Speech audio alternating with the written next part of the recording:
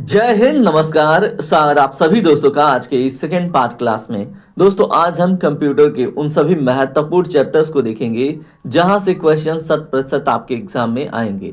और सभी क्वेश्चन दोस्तों पीवाईक्यू बेस्ड हैं, तो ध्यान से आप इनको देखिएगा। तो चलिए सबसे पहले हम एमएस वर्ड, एमएस एक्सेल और ईमेल ऑपरेशन से संबंधित प्रश्नों को देख लेते हैं और उसके बाद दोस्तों वन बाय वन हम सभी चैप्टर कवर करेंगे। आपके सामने क्वेश्चन है, इसको पढ़िए। एमएस वर्ड में टेक्स्ट को डबल अंडरलाइन करने के लिए किस शॉर्टकट का उपयोग किया जाता है? अगर आपको शॉर्टकट नहीं पता तो दोस्तों क्वेश्चन नहीं बनेगा। इसको देखिए, यूपी पुलिस के एग्जाम में, सीजीएल के एग्जाम में पूछा हुआ प्रश्न है। इसका जो राइट आंसर है दोस्तों वो है आपका control plus shift plus D. अगर आप ये प्रेस करते हैं कंप्यूटर में तो दोस्तों एमएस वर्ड ऑफिस में टेक्स्ट को डबल अंडरलाइन कर सकते हैं। ठीक है, क्या? Control plus shift plus D. ठीक है, देखिए एक एक शॉर्टकट की, एक एक फंक्शन की आपको रट के जाना होगा, एग्जामिनर आपसे पूछेगा। ठीक है, एमएस एक्सेल की बात करें तो किसी चार्ट को तुरंत बनाने के लिए किस फंक्शन की का उपयोग किया जाता है? बताइए दोस्तों। दूसरे क्वेश्चन का राइट आंसर है F11 का उपयोग किया जाता है, एक फंक्शन की है, याद रखिएगा। चलिए बात करते हैं अगले क्वेश्चन के ऊपर। आप पढ़िए इसको। आपसे प्रश्न क्या पूछा गया है? ईमेल के संदर्भ में जो BCC है इसका फुल फॉर्म क्या है? बताइए। इसका फुल फॉर्म है दोस्तों, क्या बताएं? इसका फुल फॉर्म अगर मैं आपको बताऊं तो ब्लाइंड कार्बन कॉपी होता है इसका फुल फॉर्म। ऑप्शन बी आपका करेक्ट होगा। ठीक है, चलिए अगला प्रश्न देखें। अगला प्रश्न है आपसे, एमएस वर्ड में फाइंड एंड रिप्लेस जो डायलॉग बॉक्स होता है वो खोलने की शॉर्टकट की क्या है? बताइए। Find and replace dialog box खोलने की शॉर्टकट की आपसे पूछा गया है। इसका दोस्तों राइट आंसर है कंट्रोल प्लस एच प्रेस करते हैं। क्या करते हैं? कंट्रोल प्लस एच प्रेस करते हैं। अगला प्रश्न आपसे प्रश्न है, एमएस एक्सेल में वर्तमान तारीख जो करेंट डेट है वो डालने के लिए किस शॉर्टकट की का उपयोग किया जाता है? बताएं। क्वेश्चन नंबर 5 का राइट आंसर है कंट्रोल प्लस सेमी कॉलन। ठीक है, तो याद रखेंगे जो एमएस एक्सेल है उसमें वर्तमान तारीख करेंट डेट डालने के लिए control plus semi colon press करते हैं। ठीक है, चलिए बात करते हैं अगले प्रश्न के ऊपर। आपसे प्रश्न है, अनसॉलिसिटेड यानी कि अवांछित ईमेल को आमतौर पर क्या कहा जाता है? तो दोस्तों स्पैम कहा जाता है। क्या कहा जाता है? स्पैम कहा जाता है। ऑप्शन बी आपका करेक्ट होगा। अगला प्रश्न है आपसे, इसको पढ़ें ध्यान से। आपसे प्रश्न है, एमएस वर्ड में डॉक्यूमेंट का ओरिएंटेशन बदलने के लिए किस टैब का उपयोग किया जाता है? बताएं। क्वेश्चन नंबर 7 का दोस्तों राइट आंसर है लेआउट का। ठीक है, तो एमएस वर्ड में डॉक्यूमेंट का ओरिएंटेशन बदलने के लिए लेआउट टैब का उपयोग किया जाता है। आपके एग्जाम में डायरेक्टली क्वेश्चन बनेगा। क्वेश्चन नंबर आप 8 देखिए क्या है, एमएस एक्सेल में एब्सोल्यूट सेल रेफरेंस बनाने के लिए किस चिन्ह का उपयोग किया जाता है? तो दोस्तों बताएं। क्वेश्चन नंबर 8 का राइट आंसर है ऑप्शन बी। ठीक है, क्या है? डॉलर चिन्ह का उपयोग किया जाता है जो आप देख रहे हैं। ठीक है, एक्चुअली ये डॉलर नहीं है, तो इसी चिन्ह का एब्सोल्यूट सेल रेफरेंस बनाने के लिए किया जाता है। चलिए बात करते हैं अगले प्रश्न के ऊपर। अगला प्रश्न देखिए क्या है, ईमेल पते में @ से पहले वाले भाग को क्या कहा जाता है? मोस्ट इंपॉर्टेंट क्वेश्चन है दोस्तों। क्या कहते हैं बताएं। क्वेश्चन नंबर 9 का राइट आंसर है यूजर नेम कहते हैं। क्या कहते हैं? यूजर नेम कहते हैं @ से पहले वाले भाग को। ठीक है, अगला प्रश्न देखिए क्या है आपसे प्रश्न है, एमएस वर्ड में फॉर्मेट पेंटर क्या है? फॉर्मेट पेंटर को एक से अधिक बार उपयोग करने के लिए क्या करना चाहिए? दोस्तों क्वेश्चन नंबर 10 का राइट आंसर है डबल क्लिक करना चाहिए। ऑप्शन बी इसमें आपका करेक्ट होगा। ठीक है, तो फॉर्मेट पेंटर को एक से अधिक बार उपयोग करने के लिए दोस्तों डबल क्लिक करना चाहिए। क्वेश्चन नंबर 11, एमएस एक्सेल में पूरे कॉलम को चुनने के लिए किस शॉर्टकट का उपयोग किया जाता है? बताएं। क्वेश्चन नंबर 11 का राइट आंसर होगा दोस्तों आपसे option number A, control plus space bar. तो एमएस एक्सेल में पूरे कॉलम को चुनने के लिए कंट्रोल प्लस स्पेस बार आपको शॉर्टकट की का उपयोग करना होता है। ठीक है, तो एमएस एक्सेल, एमएस ऑफिस, यहाँ से तो प्रश्न भर भर के पूछे जाएंगे। POP3 का उपयोग ईमेल में किस कार्य के लिए किया जाता है? बताएं। क्वेश्चन नंबर 12 का राइट आंसर क्या होगा? इसका राइट आंसर है दोस्तों ऑप्शन बी। ईमेल प्राप्त करने के लिए POP3 जो प्रोटोकॉल है इसका उपयोग किया जाता है। चलिए क्वेश्चन नंबर 13 देखते हैं। आपसे देखिए क्या प्रश्न बना है, इसको पढ़िए। MS वर्ड में जो लैंडस्केप है वो क्या है एक्चुअली, बताएं। क्वेश्चन नंबर 13 का राइट आंसर है आपका पेज ओरिएंटेशन। पेज ओरिएंटेशन ही है क्या MS वर्ड में, क्या लैंडस्केप। ठीक है। क्वेश्चन नंबर 14 देखिए। MS एक्सेल में सबसे बड़ी संख्या खोजने के लिए किस फंक्शन का उपयोग होता है, बताएं। सबसे बड़ी संख्या खोजने के लिए दोस्तों यहाँ पे पूछा गया है। क्वेश्चन नंबर 14 का राइट आंसर है मैक्स का। ठीक है, तो याद रखिएगा। क्वेश्चन नंबर 15 देखिए क्या है। आपसे प्रश्न है हटाए गए ईमेल यानी डिलीटेड ईमेल्स अस्थायी रूप से कहाँ जमा होते हैं, बताइए। ये क्वेश्चन मैं आपको बताऊं पूछा हुआ था किसी एग्जाम में, कहीं तो पूछा हुआ था। ठीक है, तो क्वेश्चन नंबर 15 का राइट आंसर क्या है, ऑप्शन सी ट्रैश या बिन में। ठीक है, तो हटाए गए ईमेल अस्थायी रूप से कहाँ जमा होते हैं, तो दोस्तों ट्रैश या बिन में। ठीक है, देखिए ये तो वीडियो में पूछा ही गया है, लेकिन हाल फिलहाल में ये क्वेश्चन पूछा गया था। मैं रिकॉल नहीं कर पा रहा हूँ, लेकिन ये क्वेश्चन पूछा गया था। MS वर्ड में जो थिसॉरस टूल है, क्या है थिसॉरस, इसका उपयोग क्यों किया जाता है, बताइए। अब क्वेश्चन नंबर 16 का राइट आंसर क्या होगा दोस्तों, पर्यायवाची या विलोम शब्द के लिए। ठीक है, तो याद रखेंगे इसको भी। क्वेश्चन नंबर 17 में आपसे प्रश्न है MS एक्सेल में नई वर्कशीट जोड़ने के लिए किस शॉर्टकट का उपयोग किया जाता है, तो दोस्तों क्वेश्चन नंबर 17 का राइट आंसर है ऑप्शन ए शिफ्ट प्लस F11। ठीक है, तो अगर नई वर्कशीट MS एक्सेल में जोड़ना है तो शिफ्ट प्रेस करेंगे, F11 प्रेस करेंगे, फिर एक नया सीट उसमें जुड़ जाएगा। ठीक है, अगला प्रश्न क्या है आपसे, ईमेल के साथ भेजी गई फाइल को क्या कहा जाता है, तो बताएं। ईमेल के साथ जो फाइल अटैच करके या तो फोटो भेजिए या फिर PDF भेजिए उसको क्या कहते हैं। क्वेश्चन नंबर 18 का राइट आंसर है आपका अटैचमेंट, ऑप्शन बी आपका करेक्ट होगा। आप बताएं आपका अटैचमेंट किनके साथ है। MS वर्ड में टेक्स्ट को ऑल कैप्स में बदलने के लिए किस शॉर्टकट का उपयोग किया जाता है, बताएं।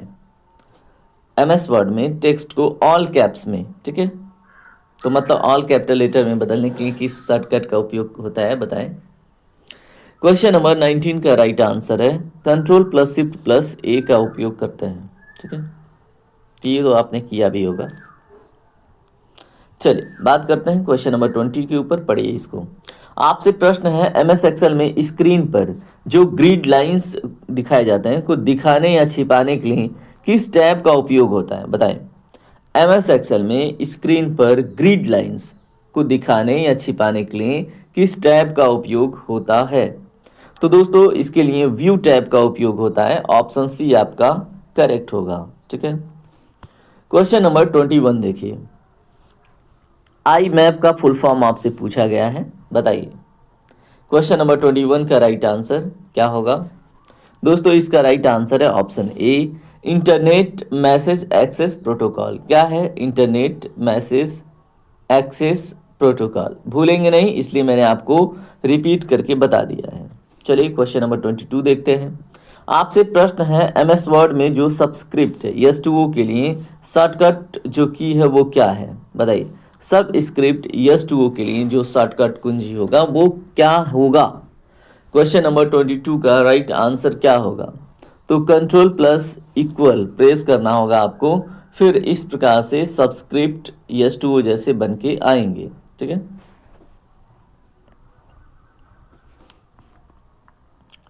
अगला प्रश्न देखिए। आपसे क्या प्रश्न है, MS एक्सेल में सेल में कमेंट जोड़ने के लिए किस शॉर्टकट का उपयोग किया जाता है, बताइए। MS एक्सेल में किसी सेल में, कोई भी सेल है अगर उसमें, ठीक है, तो उसमें अगर कमेंट जोड़ना है उसके लिए शॉर्टकट की का उपयोग किया जाता है, तो कौन से, तो दोस्तों इसमें शिफ्ट प्लस F2, ठीक है, शिफ्ट प्लस फंक्शन 2 की का प्रयोग किया जाता है।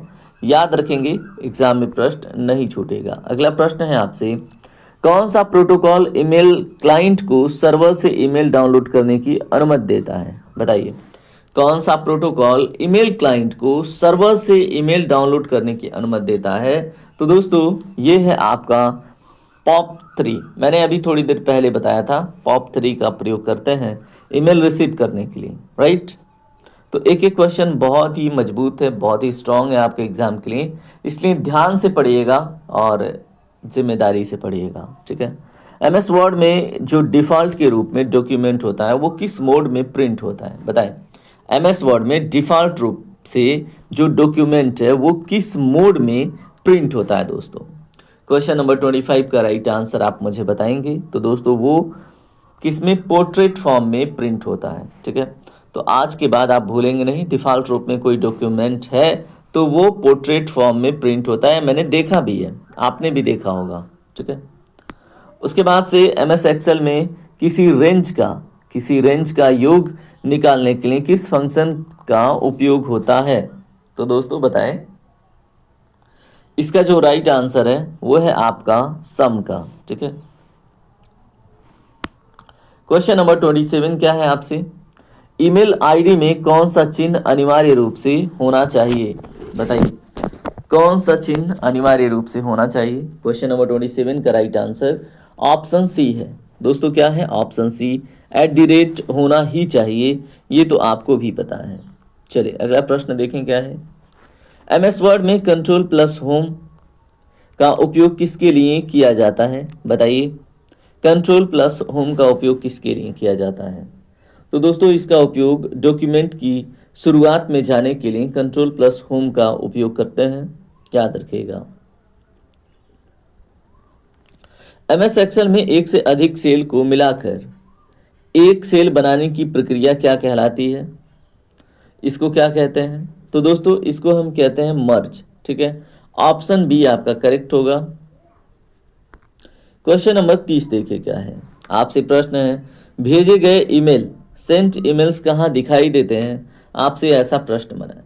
तो दोस्तों ये सेंट फोल्डर में दिखाई देते हैं। जो आपने ईमेल भेजा है वो आपको आपके सेंट फोल्डर्स में देखेंगे, ऐसा नहीं कि इनबॉक्स में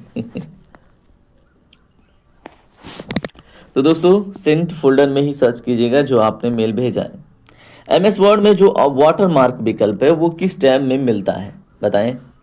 क्वेश्चन नंबर 31 का राइट आंसर है दोस्तों डिज़ाइन टैब में। कहाँ पे? डिज़ाइन टैब में आपको ये मिलता है वाटर मार्क।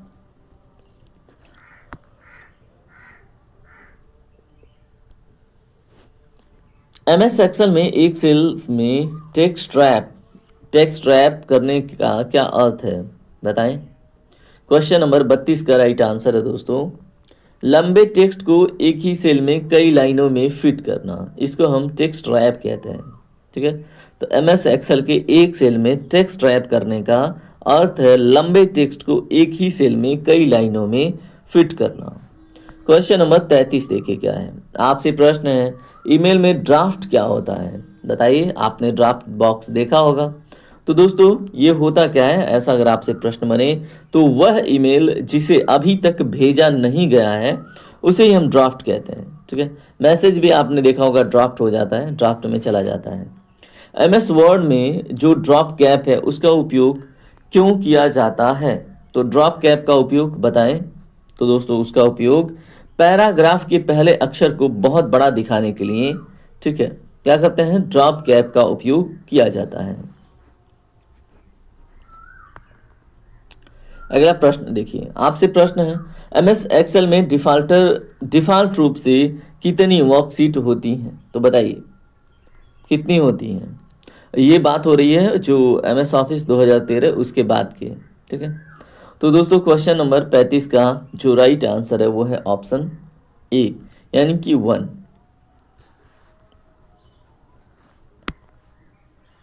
क्वेश्चन नंबर 36 देखिए क्या है, ईमेल एड्रेस में कौन सा कैरेक्टर स्पेस के स्थान पर अक्सर उपयोग किया जाता है?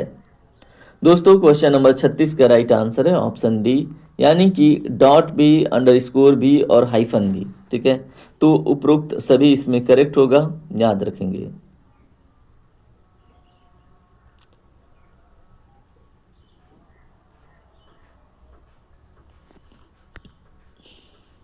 अगला प्रश्न पढ़िए। अगला प्रश्न है आपसे, एमएस वर्ड में जो बुकमार्क है वो क्या कार्य है उसका। तो एमएस वर्ड में बुकमार्क का कार्य आपसे पूछा गया है, बताएं। तो दोस्तों इसका कार्य है किसी विशिष्ट स्थान पर तुरंत पहुंचने के लिए मार्क करना, इसको हम कहते हैं बुकमार्क। ठीक है, चलिए अगले प्रश्न की तरफ बढ़ते हैं। और इस तरह से हमने धीरे धीरे 37 क्वेश्चन देख लिए। 38वां क्वेश्चन देखने के बाद हम एमएस ऑफिस, एक्सेल और ईमेल से संबंधित महत्वपूर्ण पीवाईक्यू देख चुके होंगे। उसके बाद हम अगले चैप्टर के ऊपर बात करेंगे। इसी में आपसे प्रश्न है, एमएस एक्सेल में जो वोलकूप है, क्या है दोस्तों, ब्लूकूप है या तो VLOOKUP है, इसका उपयोग किसके लिए किया जाता है, बताइए। क्वेश्चन नंबर 38 का राइट आंसर क्या होगा। इसका राइट आंसर है दोस्तों, संबंधित डेटा को वर्टिकली खोजने के लिए एमएस एक्सेल में व्लूकूप का उपयोग किया जाता है। संबंधित डेटा को वर्टिकली खोजने के लिए। ठीक है, चलिए अगले प्रश्न की तरफ बढ़ते हैं। अगला प्रश्न है हमारा, ईमेल प्राप्त करने के लिए इनमें से किसकी आवश्यकता नहीं है। तो क्वेश्चन नंबर 39 का जो राइट आंसर है वो है ऑप्शन सी, प्रिंटर की आवश्यकता नहीं है दोस्तों, याद रखिएगा। ठीक है, क्वेश्चन नंबर 40 देखिए क्या है आपसे, पढ़िए इसको। एमएस वर्ड में नया खाली डॉक्यूमेंट खोलने का शॉर्टकट क्या है, बताइए। क्वेश्चन नंबर 40 का राइट आंसर है ऑप्शन बी, Ctrl+N। ठीक है, तो एमएस वर्ड में नया खाली डॉक्यूमेंट खोलने का शॉर्टकट Ctrl+N है। ठीक है, चलिए बात करते हैं अगले चैप्टर के ऊपर। दोस्तों अगले चैप्टर पे पहुंचने से पहले हम कुछ और क्वेश्चन देख लेते हैं, क्योंकि और भी क्वेश्चन हैं जो पीवाईक्यू के रूप में एमएस वर्ड से, उसके बाद ईमेल से पूछे गए हैं। ठीक है, तो उनको देख के ही आगे बढ़ते हैं, नहीं तो फिर छोड़ना मुनासिब नहीं है, क्योंकि बहुत इंपॉर्टेंट है। अब यहीं पे देखिए, एमएस वर्ड में जो टेक्स्ट का केस बदलने के लिए किस शॉर्टकट की का उपयोग किया जाता है। ठीक है, तो देखिए पुलिस 2018 में, सीजीएल 2015 में पूछा गया है। तो दोस्तों क्वेश्चन नंबर 41 का राइट आंसर क्या होगा। इसका राइट आंसर है ऑप्शन ए, Shift+F3 फंक्शन की का। ठीक है, तो एमएस वर्ड में टेक्स्ट का केस बदलने के लिए Shift+F3 का उपयोग करते हैं। क्वेश्चन नंबर 42 देखिए क्या है, एमएस एक्सेल में वर्तमान समय यानी करेंट टाइम डालने के लिए किस शॉर्टकट का उपयोग किया जाता है। तो दोस्तों अब शॉर्टकट पूछा गया है, इसके पहले हमने कुछ और देखा था। एक विशेष सेल में हमने कमेंट बॉक्स जोड़ने के लिए करेंट डेट अपडेट करने के लिए सीखा था। अब यहाँ पे कुछ और प्रश्न है, तो इसका कुछ और आंसर है, कंट्रोल प्रेस कीजिए, शिफ्ट प्रेस कीजिए और बस Ctrl+Shift+ प्रेस कीजिए एक साथ। ठीक है, तो उसमें आपको करेंट टाइम डालने के लिए एक शॉर्टकट की ये प्रयोग होता है। ठीक, क्वेश्चन नंबर आप देखिए 43, ईमेल में जो स्पूफिंग है इसका क्या अर्थ है। क्वेश्चन नंबर 43 का राइट आंसर है दोस्तों, नकली सेंडर एड्रेस बनाकर धोखा देना, इसको कहते हैं स्पूफिंग। ठीक है,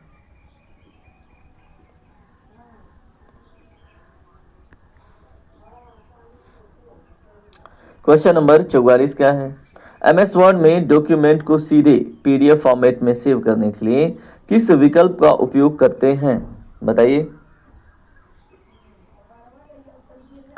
क्वेश्चन नंबर 44 का राइट आंसर है option B, export save as का प्रयोग करते हैं। सेव एज आता है ना, तो डॉक्यूमेंट को सीधे पीडीएफ फॉर्मेट में सेव करने के लिए सेव एज आपने किया होगा, मैंने भी सेव किया है। अगला प्रश्न क्या है आपसे, एमएस एक्सेल में कुल कितनी पंक्तियां, रोज की अधिकतम संख्या कितनी होती है, तो बताएं, वो भी एक्सेल 2007 के बाद। ठीक है, क्वेश्चन नंबर 45 का राइट आंसर है दोस्तों ऑप्शन सी। ठीक है, तो 1,48,000 कितना है, 10,48,576 देख रहे हैं। तो एमएस एक्सेल में कुल पंक्तियां दोस्तों काउंट कर लीजिए,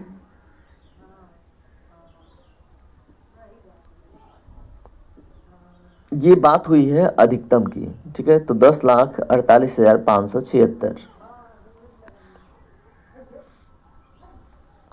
किसी ईमेल का उत्तर देते समय केवल मूल प्रेषक को जवाब भेजने के लिए किस विकल्प को चुना जाता है, बताइए। क्वेश्चन नंबर 46 का राइट आंसर है दोस्तों ऑप्शन बी, रिप्लाई। ठीक है, तो किसी ईमेल का उत्तर देते समय केवल मूल प्रेषक को जवाब भेजने के लिए जो विकल्प चुना जाता है वो रिप्लाई होता है। ठीक है, एमएस वर्ड में जो रूलर को चालू या बंद करने के लिए किस टैब का उपयोग किया जाता है। दोस्तों क्वेश्चन नंबर 47 का राइट आंसर है आपका ऑप्शन सी, व्यू का। ठीक है, तो एमएस वर्ड में रूलर को चालू या बंद करने के लिए जिस टैब का उपयोग किया जाता है उसका नाम है व्यू। अगला प्रश्न क्या है आपसे, एमएस एक्सेल में काउंट फंक्शन का मुख्य कार्य क्या है। क्वेश्चन नंबर 48 का राइट आंसर क्या है, तो दोस्तों केवल संख्या वाले सेल्स की गिनती करना। ठीक है, तो एमएस एक्सेल में काउंट फंक्शन का मुख्य कार्य केवल संख्या वाले सेल्स की गिनती करना है, याद रखिएगा। बड़े आकार की फाइलों को ईमेल के माध्यम से भेजने के लिए किसका उपयोग किया जाता है, तो बताएं। क्वेश्चन नंबर 49 का राइट आंसर क्या होगा, तो दोस्तों गूगल ड्राइव या वन ड्राइव लिंक का उपयोग किया जाता है बड़े आकार की फाइलों को ईमेल के माध्यम से भेजने के लिए। ठीक है, क्वेश्चन नंबर 50 देखिए क्या है, एमएस वर्ड में जो पैराग्राफ के बीच की दूरी है को नियंत्रित करने के लिए किसका उपयोग किया जाता है। दोस्तों क्वेश्चन नंबर 50 का राइट आंसर है पैराग्राफ स्पेसिंग। ठीक है, तो एमएस वर्ड में पैराग्राफ के बीच की दूरी को नियंत्रित करने के लिए पैराग्राफ स्पेसिंग का उपयोग किया जाता है, याद रखिएगा। क्वेश्चन नंबर 51 देखिए क्या है, एमएस एक्सेल में कॉलम्स की संख्या कितनी होती हैं। तो अभी अधिकतम आपने देखा, अभी आपसे पूछा है कितनी होती हैं। ठीक है, तो 2007 और उसके बाद की बात हो रही है। क्वेश्चन नंबर 51 का राइट आंसर आपका होगा ऑप्शन सी, 16,384। ठीक है, अगला प्रश्न देखिए क्या है, फिशिंग ईमेल का मुख्य उद्देश्य क्या होता है। दोस्तों क्वेश्चन नंबर 52 का राइट आंसर है आपका उपयोगकर्ता की संवेदनशील जानकारी जैसे पासवर्ड चुराना, इसको हम कहते हैं फिशिंग ईमेल। ठीक है, अगला प्रश्न है एमएस वर्ड में टेक्स्ट को स्ट्राइक थ्रू करने का क्या अर्थ है। इसका राइट आंसर है आपका ऑप्शन बी, टेक्स्ट के बीच में एक रेखा खींचना। ठीक है, इसको स्ट्राइक थ्रू कहते हैं एमएस वर्ड में। ठीक है, तो एमएस वर्ड में टेक्स्ट को स्ट्राइक थ्रू करने का अर्थ जो है वो टेक्स्ट के बीच में एक रेखा खींचना। क्वेश्चन नंबर 54 देखिए क्वेश्चन नंबर 54 में एमएस एक्सेल में किसी खुली हुई वर्कबुक को बंद करना, ठीक है, बंद करने का शॉर्टकट क्या है, बताइए। किसी खुली हुई वर्कबुक को बंद करने का शॉर्टकट आपसे पूछा गया है। दोस्तों क्वेश्चन नंबर 54 का राइट आंसर है ऑप्शन ए। तो दोस्तों हमने देखा एमएस एक्सेल में किसी खुली हुई वर्कबुक को बंद करने का शॉर्टकट क्या है, तो दोस्तों Ctrl+W। ठीक है, तो क्वेश्चन नंबर 54 का राइट आंसर ऑप्शन ए।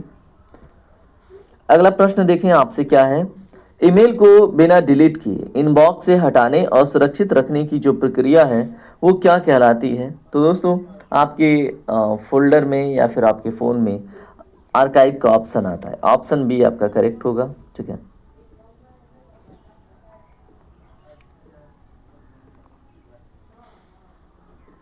अगला प्रश्न देखें क्या है, एमएस वर्ड में जो डिफ़ॉल्ट पेज है उसमें डिफ़ॉल्ट मार्जिन कितना होता है, बताएं। क्वेश्चन नंबर 56 का राइट आंसर है 1 इंच, ऑप्शन बी आपका करेक्ट होगा। क्वेश्चन नंबर 57 है एमएस एक्सेल में जब कोई फार्मूला त्रुटि एरर दिखाता है तो वह सामान्यतः किस चिन्ह से शुरू होता है। दोस्तों क्वेश्चन नंबर 57 का राइट आंसर है ऑप्शन सी, हैज। ठीक है, क्वेश्चन नंबर 58 में आपसे प्रश्न है, ईमेल के नीचे स्वचालित रूप से जुड़ने वाले नाम और संपर्क विवरण को क्या कहा जाता है। तो दोस्तों क्वेश्चन नंबर 58 का राइट आंसर है signature, option C. Question number 59 में आपसे पूछा गया है एमएस वर्ड में किसी शब्द को खोजने और उसकी जगह दूसरा शब्द लिखने के लिए किस शॉर्टकट का उपयोग किया जाता है? तो दोस्तों रिप्लेस करने के लिए जो शॉर्टकट है एमएस वर्ड में वो क्या है? तो इसका राइट आंसर होगा आपका ऑप्शन बी, Ctrl+H प्रेस करते हैं। ठीक है, किसी शब्द को खोजने और उसकी जगह दूसरे शब्द लिखने के लिए जो शॉर्टकट है वो है आपका Ctrl+H। ठीक है, अगला प्रश्न देखिए क्या है। एमएस एक्सेल में चुनी गई रेंज के निचले दाएं कोने पर स्थित छोटे चौकोर बिंदु को क्या कहा जाता है? तो बताएं, एमएस एक्सेल में चुनी गई रेंज के निचले दाएं कोने पर स्थित छोटे चौकोर बिंदु को क्या कहा जाता है? दोस्तों इसका राइट आंसर क्या होगा? इसका राइट आंसर है आपका फिल हैंडल, ऑप्शन बी आपका करेक्ट होगा। ठीक है दोस्तों, अब हम बात करेंगे ई गवर्नेंस एडवांस और ईमेल ऑपरेशन से संबंधित 40 नए महत्वपूर्ण पीवाईक्यूज के ऊपर। ठीक है, तो चलिए अब हम इसको भी देख लेते हैं, बहुत ही इंपॉर्टेंट टॉपिक हो जाता है। पढ़िए, ई गवर्नेंस के संदर्भ में G2C मॉडल का फुल फॉर्म क्या है? बताएं। क्वेश्चन नंबर 61 का राइट आंसर आप बताइए। इसका राइट आंसर है दोस्तों गवर्नमेंट टू सिटीजन। क्या है? Government to citizen e governance के संदर्भ में G2C का फुल फॉर्म है। डायरेक्टली आपसे प्रश्न बनेगा और आपको करना होगा। ईमेल संचार को सुरक्षित करने के लिए किस इंक्रिप्शन प्रोटोकॉल का व्यापक रूप से उपयोग किया जाता है? ये भी बहुत इंपॉर्टेंट है क्योंकि चर्चा में भी ये रहता है हमेशा। ठीक है, तो ये है PGP। याद रखेंगे, PGP प्रोटोकॉल एक इंक्रिप्शन प्रोटोकॉल है जिसका व्यापक रूप से उपयोग किया जाता है। किसके लिए? ईमेल संचार को सुरक्षित करने के लिए। क्वेश्चन नंबर 63 देखिए, आपसे क्या पूछा गया है। आपसे प्रश्न पूछा गया, भारत में इलेक्ट्रॉनिक सेवाएं प्रदान करने के लिए नागरिकों के लिए बनाए गए राष्ट्रीय पोर्टल का नाम क्या है? बताएं। क्वेश्चन नंबर 63 का राइट आंसर है india.government.in। ठीक है, क्वेश्चन नंबर 64 देखिए, आपसे क्या है। ईमेल में प्रयुक्त जो MIME है उसका फुल फॉर्म क्या है? दोस्तों क्वेश्चन नंबर 64 का राइट आंसर है मल्टीपर्पज इंटरनेट मेल एक्सटेंशन। क्या है? Multipurpose internet mail extension, option A आपका करेक्ट होगा। क्वेश्चन नंबर 65 क्या है? पढ़िए इसको। ई गवर्नेंस के तहत केंद्र सरकार द्वारा लॉन्च किए गए डिजिटल लॉकर डिजी लॉकर में अधिकतम कितनी क्लाउड स्टोरेज स्पेस मुफ्त मिलती है? बताइए। क्वेश्चन नंबर 65 का राइट आंसर है दोस्तों 1 GB। ये तो बहुत लाजमी है, ये क्वेश्चन आपसे पूछा जाए। ठीक है, क्वेश्चन नंबर 66 देखिए क्या है। किसी ईमेल में हेडर के अंतर्गत कौन सी जानकारी शामिल नहीं होती है? दोस्तों बताएं। इसका राइट आंसर है ईमेल का मुख्य जो संदेश है। ठीक है, तो किसी ईमेल में हेडर के अंतर्गत कौन सी जानकारी शामिल नहीं होती है? तो दोस्तों ईमेल का मुख्य संदेश बॉडी। ठीक है, क्वेश्चन नंबर 67 देखिए क्या है आपसे। सरकारी विभागों और मंत्रालयों के बीच ई गवर्नेंस इंटरेक्शन को किस मॉडल में वर्गीकृत किया गया है? तो बताएं। सरकारी विभागों और मंत्रालयों के बीच ई गवर्नेंस इंटरेक्शन को किस मॉडल में वर्गीकृत किया गया है? दोस्तों इसका राइट आंसर क्या होगा? Option C G2Z model. ठीक है, ऑप्शन सी आपका करेक्ट होगा। क्वेश्चन नंबर 68 देखिए, आपसे प्रश्न है ईमेल बाउंस का अर्थ क्या है? दोस्तों ईमेल बाउंस का अर्थ आपको बताना है। इसका राइट आंसर है ऑप्शन बी, गलत पते या फुल इनबॉक्स के कारण ईमेल का वापस आना। गलत पते या फुल इनबॉक्स के कारण ईमेल का वापस आना ही ईमेल बाउंस कहलाता है। ठीक है, क्वेश्चन नंबर 69 क्या है। भारत सरकार का कौन सा ऐप नागरिकों को एक ही प्लेटफॉर्म पर सैकड़ों केंद्रीय और राज्य सरकारी सेवाओं तक पहुंच प्रदान करता है? तो दोस्तों उसका नाम क्या है? क्वेश्चन नंबर 69 का राइट आंसर क्या होगा? बताएं। इसका राइट आंसर है उमंग। ठीक है, तो भारत सरकार का एक ऐप है जिसका नाम है उमंग। वो नागरिकों को एक ही प्लेटफॉर्म पर सैकड़ों केंद्रीय और राज्य सरकारी सेवाओं तक पहुंचाने का मतलब एक प्रकार से सर्विस प्रोवाइड करता है। ठीक है, क्वेश्चन नंबर 70 है आपसे। ईमेल में किसी विशिष्ट संदेश को भविष्य में तुरंत खोजने के लिए चिन्हित करने की जो प्रक्रिया है उसको क्या कहते हैं? बताइए।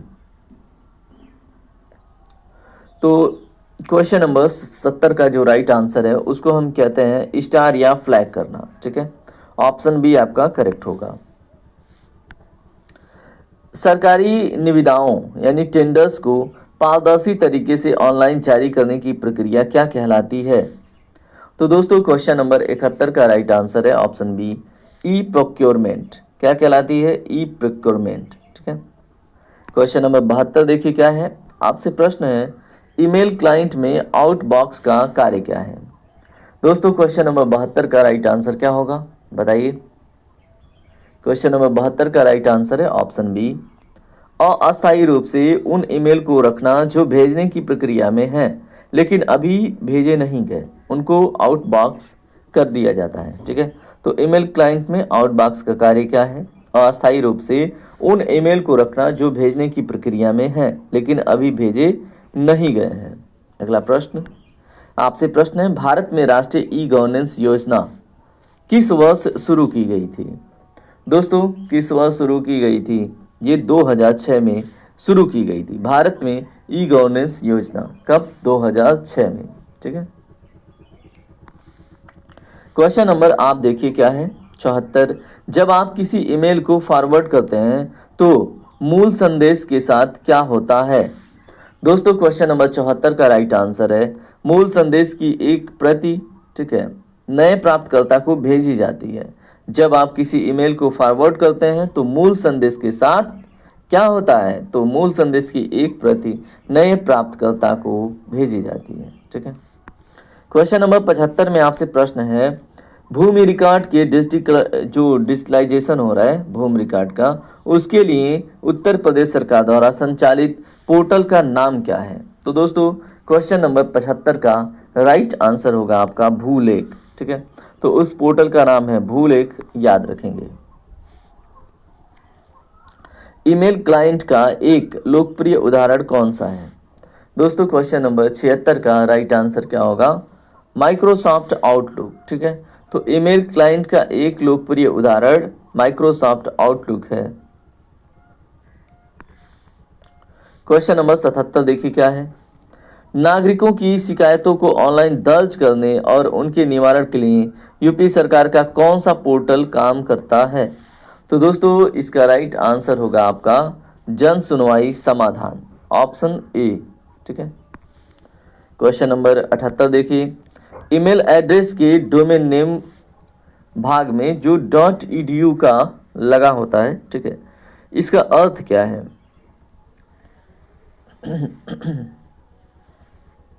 दोस्तों क्वेश्चन नंबर 78 का राइट आंसर है शैक्षणिक संस्था। ठीक है, आपने देखा भी होगा .edu मतलब एजुकेशन।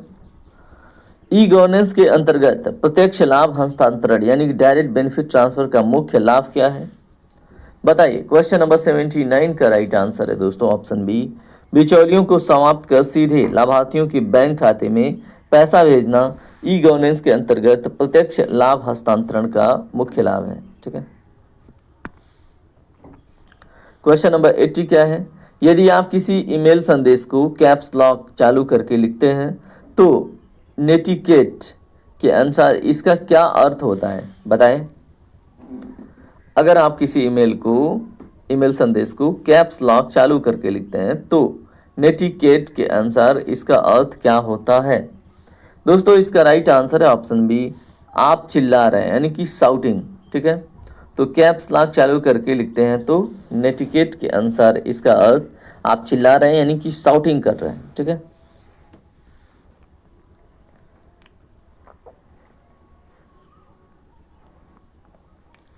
अगला प्रश्न क्या है पढ़िए इसको। यहाँ पे आपसे प्रश्न है ड्राइविंग लाइसेंस और वाहन पंजीकरण से संबंधित नागरिक सेवाओं के लिए भारत सरकार का कौन सा पोर्टल है?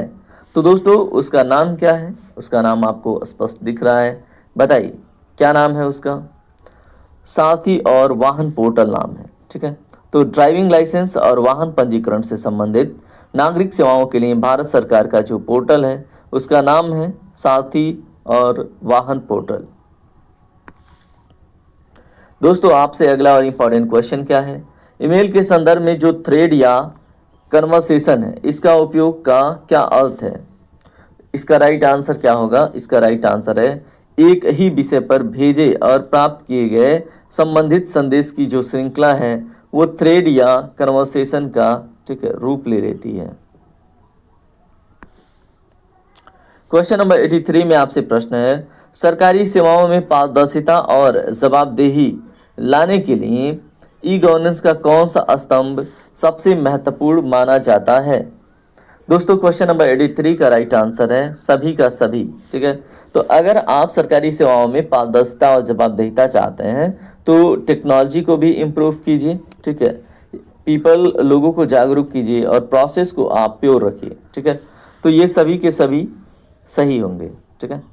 क्वेश्चन नंबर 84 आपसे क्या है, आप देखिए, व्यावसायिक उद्देश्यों के लिए एक साथ हजारों प्राप्तकर्ताओं को भेजे जाने वाले ईमेल को क्या कहा जाता है? दोस्तों क्वेश्चन नंबर 84 का राइट आंसर है ऑप्शन बी, बल्क मेल या मास मेल। क्वेश्चन नंबर 85 क्या है, पढ़िए इसको। ई गवर्नेंस में प्रयुक्त राष्ट्रीय सूचना विज्ञान केंद्र यानी कि क्या है दोस्तों? राष्ट्रीय सूचना विज्ञान केंद्र की स्थापना किस वर्ष की गई थी? NIC की स्थापना यहाँ पे पूछा गया है। तो दोस्तों इसका राइट आंसर क्या होगा? इसका राइट आंसर है 1976 में। ऑप्शन ए आपका करेक्ट होगा। किसी ईमेल खाते में अनधिकृत पहुंच को रोकने के लिए 2FA का उपयोग किया जाता है, इसका फुल फॉर्म क्या है? क्वेश्चन नंबर 86 का दोस्तों फुल फॉर्म है आपका 2 फैक्टर अथेंटिकेशन, ठीक है। तो आपका फ़ोन भी 2 फैक्टर अथेंटिकेटेड वेरीफाइड होगा जहाँ तक मुझे लग रहा है, सिक्योरिटी पर्पज से, है ना। GST से संबंधित जो तकनीकी और ई गवर्नेंस बुनियादी ढांचे हैं को संभालने वाले नेटवर्क को क्या कहा जाता है? क्वेश्चन नंबर 87 का राइट आंसर है ऑप्शन ए,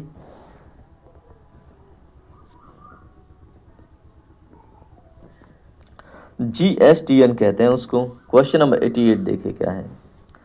जीमेल में प्राप्त ईमेल को अलग अलग श्रेणियों जैसे प्राइमरी, सोशल और प्रमोशंस में बांटने वाले फीचर को क्या कहते हैं? तो दोस्तों जीमेल में प्राप्त ईमेल को अलग अलग श्रेणियों में, ठीक है, जो बांटने वाला फीचर है इसको दोस्तों हम कहते हैं इनबॉक्स कैटेगरीज, ठीक है। ऑप्शन ए करेक्ट होगा। डिजिटल इंडिया डिजिटल इंडिया कार्यक्रम के तहत शुरू किए गए ई हॉस्पिटल प्लेटफॉर्म का मुख्य उद्देश्य क्या है? बताइए। क्वेश्चन नंबर 89 का राइट आंसर क्या होगा? इसका राइट आंसर है मरीजों को ऑनलाइन पंजीकरण, ठीक है, मरीजों को ऑनलाइन पंजीकृत करना, अपॉइंटमेंट उनका लेना और मेडिकल रिपोर्ट की सुविधा देना, ठीक है। तो डिजिटल इंडिया कार्यक्रम के तहत ई हॉस्पिटल प्लेटफॉर्म का मुख्य उद्देश्य यही है।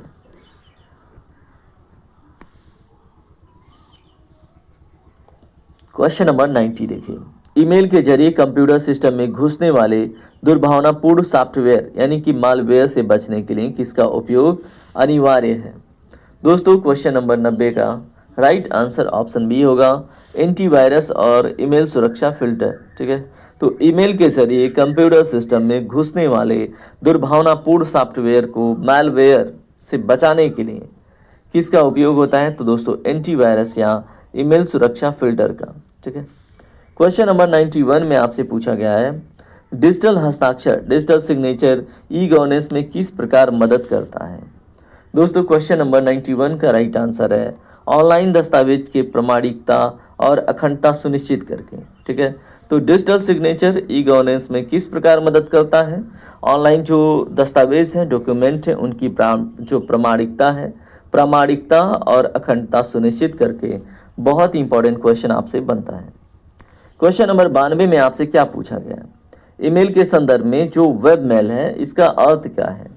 दोस्तों क्वेश्चन नंबर 92 का राइट आंसर है आपका वह मेल जिसे बिना किसी विशेष सॉफ्टवेयर के सीधे वेब ब्राउजर पर खोला जाता है उसको हम वेब मेल कहते हैं, ठीक है।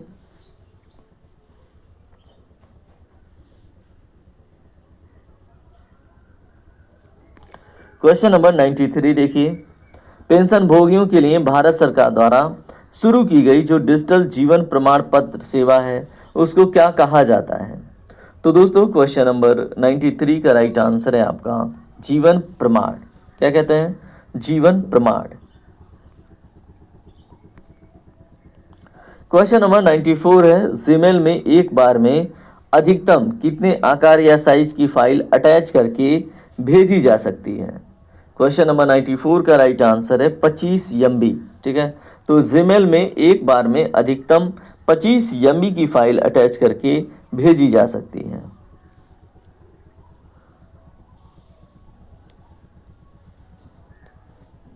ई गवर्नेंस सेवाओं के बेहतर वितरण के लिए ग्रामीण क्षेत्रों में स्थापित किए गए केंद्रों को क्या कहा जाता है। दोस्तों क्वेश्चन नंबर 95 का राइट आंसर है common service centre. Option A आपका करेक्ट होगा। क्वेश्चन नंबर 96 है आपसे, ईमेल में प्राप्तकर्ता के पते को छिपाने के लिए किस विकल्प का उपयोग किया जाता है जब एक ही मेल कई लोगों को भेजा जा रहा हो।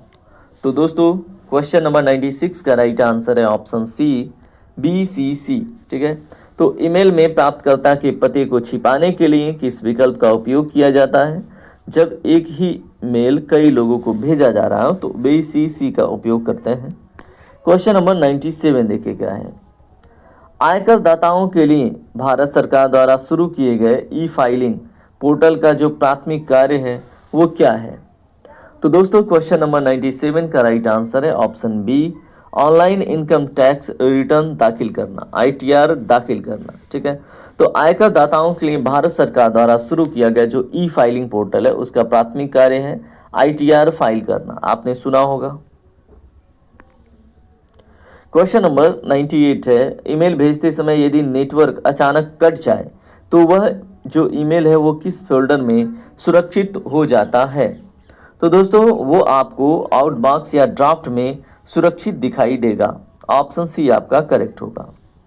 क्वेश्चन नंबर 99 है, किसानों को कृषि संबंधित जानकारी और सरकारी योजनाओं का लाभ देने के लिए शुरू किए गए पोर्टल का नाम क्या है।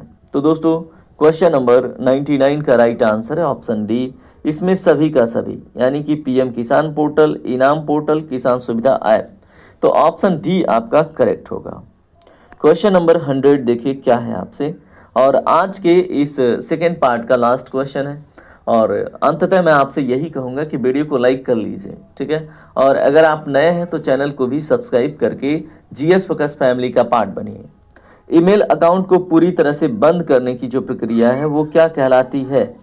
तो दोस्तों क्वेश्चन नंबर 100 का राइट आंसर है ऑप्शन सी, अकाउंट डिलीट करना। ठीक है, तो इस तरह से हमने टॉप 100 क्वेश्चन देख लिए और उम्मीद करूंगा कि आपने अच्छे से देखा है, सीखा है, जाना है। देखिए यहाँ से निश्चित रूप से क्वेश्चन बनेंगे। अगर आप सभी टॉपिक पे कमांड कर पाते हैं, सभी इंपॉर्टेंट क्वेश्चन पे कमांड कर पाते हैं तो बहुत ही अच्छा होगा आपके एग्जाम के दृष्टिकोण से। तो चलिए दोस्तों मिलते हैं अगले क्लास में, तब तक के लिए जय हिंद, जय भारत, आपका दिन शुभ हो।